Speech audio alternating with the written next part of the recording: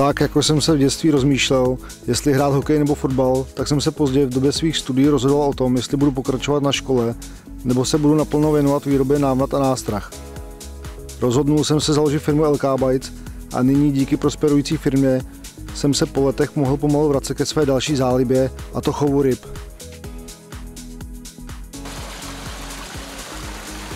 Popravdě řečeno, utíkal jsem za kamarádem Martinem Hájkem, který vlastní rybí líheň pro akvarijní rybičky, abych u něho načerpal energii.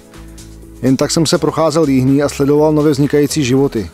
Martin mi jednoho dne do nevyužitého akvárka vypustil kapry. On přesně věděl, že kapr je má ryba.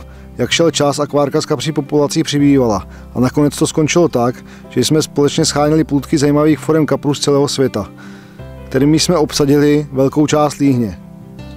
Na jaře jsme pokusně vytírali generační kapry, které jsme různě šlechtili. Vznikaly tak různí hybridi, například kapři se zajímavým ošupením, zbarvením, ale i ryby, které v kombinaci s naším speciálním krmením dosahovaly dvakrát větších přírůstků. Postupem času kapacita akvárek a bazénu přestala stačit a my museli sehnat rybníčky nejen pro generační ryby, ale i pro plůdek. Naše domácí farmička rostla a naše práce, která v počátku měla jen důvod hobby, zábavy a odpočinku, začínala nabírat přirozeně jiný směr. Tak jak rostly ryby, potřebovali jsme více a více vodní plochy.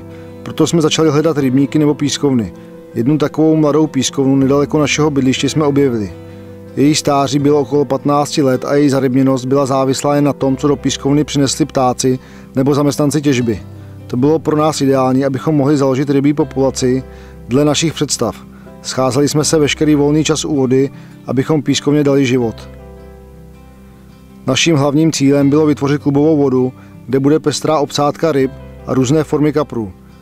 Do Sahary jsme převážně vysazovali 2 až 3 leté ryby, které pocházely z naší produkce nebo byly vybrány v tuzemském nebo zahraničním chovu ryb. Naší prioritou bylo nic neuspěchat. Dobré věci potřebují čas a my věděli, že kvalitní revír s vynikající rybí obsádkou se musí rodit postupně a co nejpřirozeněji. Většina soukromých revírů vzniká ze dne na den. Rychlým nasazením ryb různého původu, kvality a věku. Zde povětšinou platí pravidlo, že čím více, tím lépe, čím větší, tím lepší. Takto se rodí valná většina soukromých lokalit po celém světě, kde je původ obsádky povětšinou ze státních revírů s vidinou okamžitého zisku. Málo kdo si uvědomuje, že většina takto převezených ryb povětšinou stagnuje rychle v růstu a jsou také velkým rizikem přenosu nemocí. Málo kdo se také rovněž pozastavuje nad množstvím obsádky a hospodaří stylem čím víc hlav, tím víc záběrů a spokojených rybářů. To je cesta, která nám je proti srsti, jak po stránce profesní, tak lidské. Saharu jsme tvořili prvně na líhni, pak odchovávali menší rybu v rybnících a později, jak šel čas, vysazovali kapry do Sahary. Nebudu skrývat skutečnost, že to chtělo pořádnou dávku píle, trpělivosti, ale i finančních prostředků. Hlavní obsádce trvalo 3 roky, než se dostala do pískovny Sahara a dalších 6 let, než je mohli chytit rybáři. Takže po 9 letech se kruh uzavřel a my Saharu otevřeli konečně pro veřejnost.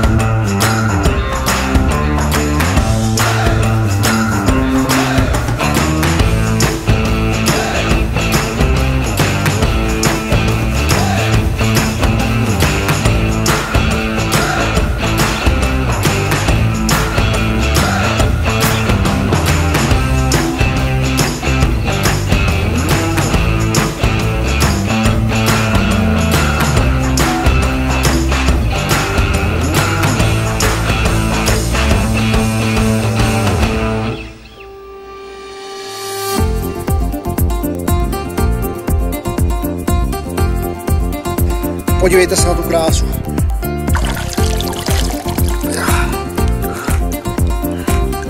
Nádhera.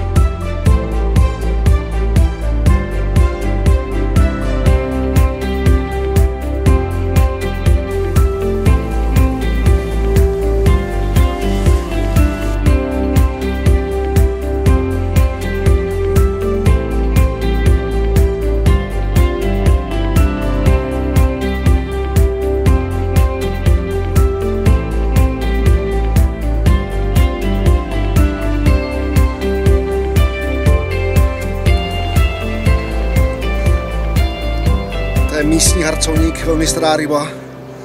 Naposled byla chycená loni.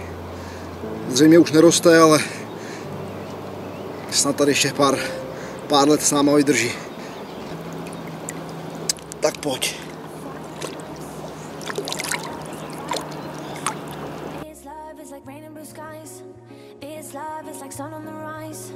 This love got me rolling the dice. Don't let me lose. Still falling for you. Still falling for you. Beautiful mind. Your heart got a story with mine. Your heart got me hurting at times. Your heart gave me new kind of highs. Your heart got me feeling so fine. So what to do? Still falling for you.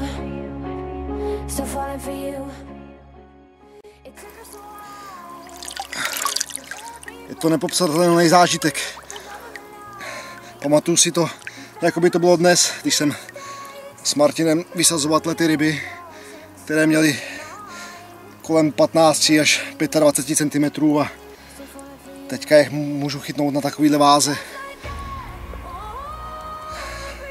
Jsou to skvosty Sahary. Krásná ryba. Vysazovali jsme ji tenkrát, byli takových asi 5, jezdí spolu v hejnu, takže je šance chytnout ještě dalšího teďka, protože určitě se krmě na stejném místě všech 5 kusů. Do této doby byly chyceny zatím jenom 3 kousky, další 2 o sobě nedali zatím vědět. Takže snad časem. Neskutečná ryba. Když držíte v rukách dospělou, dobře prosperující rybu, kterou jste vychovávali od plůdku, můžete být silní jak chcete, ale já prostě uronil slzu. Nemluvím jen tak do větru. Za ryby v Sahaře bych dýchal a vždy se modlím za to, aby jim někdo něco neudělal. Sahara má, doufám, budoucnost před sebou. Čeká nás ještě dost práce a učení. Vždyť na životě Sahary se podílí mnoho lidí a je na nás a tak trochu i na vás, jak se bude ubírat dál. Proto všem rybářům, kteří se chovají k rybám s maximální opatrností, děkuji a těm ostatním znovu připomínám. Prosím, nejezděte k nám. Přeji všem mnoho krásných, nikým nerušených chvil a nezapomeňte, na konci je vždy ryba, ale nejkrásnější je příběh, který ji předcházel.